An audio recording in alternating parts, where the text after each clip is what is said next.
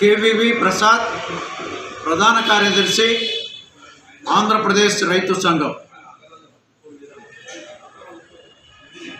రైతు సంఘాల సమన్వయ సమితి ఎస్కేఎం ఆధ్వర్యాన ఢిల్లీలో పెద్ద ఎత్తున రైతాంగ పోరాటం జరుగుతూ ఉంది.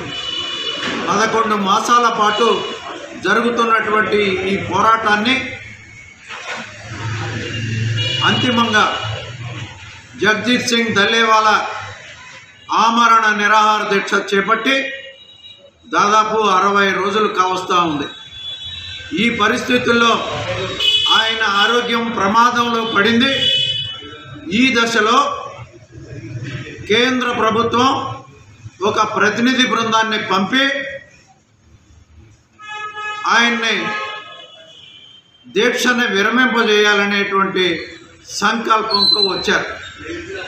ఇవాళ జరుగుతున్నటువంటి పరిస్థితి, రైతాంగం భారతదేశ వ్యాప్తంగా రైతులు పండించినటువంటి పంటలకి మద్దతు ధరలు ఉండాలి. మద్దతు ధరల గ్యారంటీ చట్టాన్ని పార్లమెంట్లో తీసుకురావాలి అనేటువంటిది ఇవాళ ఆందోళన జరుగుతూ ఉంది. ఈ నేపథ్యంలో గతంలోనే 3 నల్ల చట్టాలకు వ్యతిరేకంగా ఢిల్లీ సరిహద్దులతో పాటు దేశవ్యాప్తంగా పెద్ద ఎత్తున ఉద్యమం జరిగింది 13 మాసాల పాటు. ఆనాడు ఉత్తరప్రదేశ్ ఎన్నికల్లో ఏ రకంగా ఓడిపోతామనేటువంటి భయంతో నరేంద్ర మోడీ ఆనాడు 3 చట్టాలని రద్దు చేసుకుంటున్నాము అని రైతాంగానికి, ప్రజలకి క్షమాపణ చెప్పి దాన్ని విరమింపజేశారు.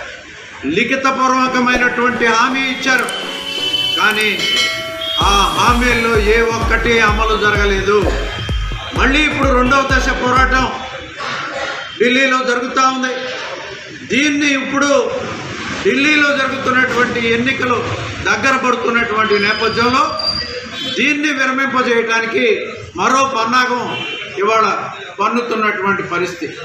అందువల్ల ఉద్యమం తీవ్ర స్థాయికి పోతుందనేటువంటి భయంతో ఎప్పటికప్పుడు కేంద్ర ప్రభుత్వం తన మోసకారి వైఖరిని బట్టబయలు చేసుకుంటూ ఉంది. ఈ నేపథ్యంలో మరి ఉద్యమాన్ని కొనసాగించాల్సినటువంటి బాధ్యత రైతు సంఘాల మీద ఉంది.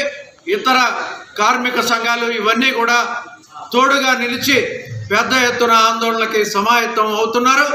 ఈ రకంగా ఇవాళ దేశవ్యాప్తంగా ఉండేటువంటి కార్మికులు గత అనేక సంవత్సరాలుగా సాధించుకున్నటువంటి చట్టాలని రద్దు చేసి 4 లేబర్ కోడ్లను తీసుకురావటం ద్వారా మొత్తం ఇవాళ కార్మిక హక్కుల్ని హరించేటువంటి పద్ధతుల్లో కేంద్ర ప్రభుత్వం వ్యవహరిస్తూ ఉంది. ఆ రకంగా మరో రకంగా రాజ్యాంగం మీద దాడికి పూనుకుంటా ఉంది.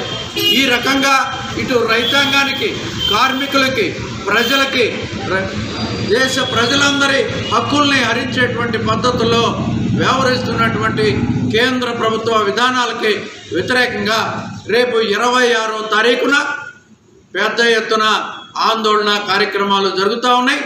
జిల్లా కేంద్రాలతో పాటు డివిజన్ కేంద్రాల్లో కూడా ఆందోళన కొనసాగుతుంది. దీంట్లో రైతులు, కార్మికులు, ఉద్యోగులు, అన్ని వర్గాల ప్రజలు, విద్యార్థులు, మహిళలు, యూత్ అందరూ పాల్గొని జయప్రదం చేయాలి. ఆ రకంగా కేంద్ర ప్రభుత్వ విధానాలకి నిరసన తెలియజేసేటువంటి కార్యక్రమంలో ప్రజలందరూ కూడా భాగస్వాములు కావాలని ఆంధ్రప్రదేశ్ రైతు సంఘాల సమన్వయ సమితి తరఫున విజ్ఞప్తి చేస్తా ఉన్నాం.